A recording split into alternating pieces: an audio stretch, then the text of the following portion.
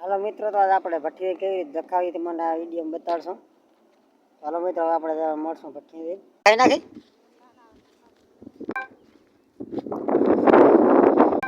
તો મિત્રો આપણે ભઠ્ઠી પકડી અહીં આપણે ભઠ્ઠીને આવી રીતે માથે દખાવાની નથી જો. તો મિત્રો તમે તો આ આપણે સળવા માટે નહેણી. મિત્રો તમે તો આપણે ભઠ્ઠીની માથ સળીએ છે આપણે ત્યારે